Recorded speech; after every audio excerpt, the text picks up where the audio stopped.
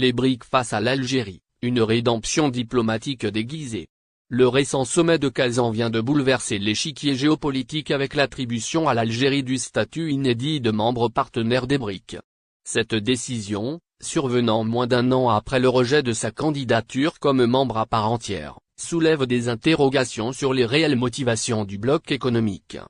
La volte-face est d'autant plus saisissante que le président Tebboune avait fermement déclaré que le dossier est clos et la page est tournée, suite à l'échec de la candidature algérienne en août 2023.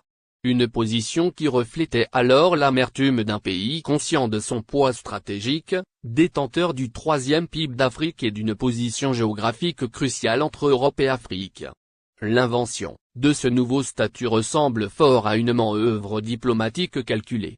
Elle permet aux BRICS de garder dans leur orbite un acteur majeur du continent africain, sans pour autant revenir explicitement sur leur décision initiale. Pour l'Algérie, c'est l'opportunité de maintenir son influence tout en préservant sa dignité diplomatique. Les enjeux économiques sous-jacents sont colossaux. L'Algérie, avec ses réserves de change de plus de 70 milliards de dollars et sa position de fournisseur gazier stratégique pour l'Europe, représente un partenaire de poids. Sa contribution de 2 milliards de dollars à la nouvelle banque de développement des BRICS témoigne déjà d'un engagement financier substantiel. Cette innovation statutaire pourrait d'ailleurs préfigurer une nouvelle stratégie d'expansion des BRICS.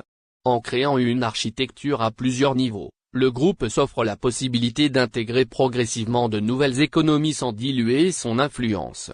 Un modèle qui pourrait faire école dans la gouvernance économique mondiale.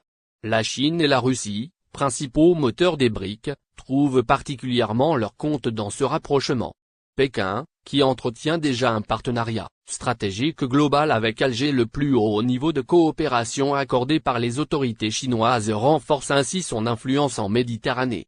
Moscou, fournisseur de 76% du matériel militaire algérien depuis 2002, consolide sa présence en Afrique du Nord.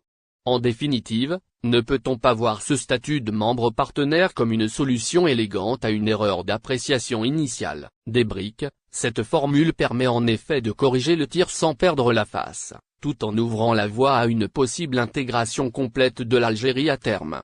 Cette innovation diplomatique pourrait en effet redéfinir les modalités d'expansion des BRICS, dans un contexte où le bloc cherche à s'affirmer comme une alternative crédible aux institutions économiques occidentales.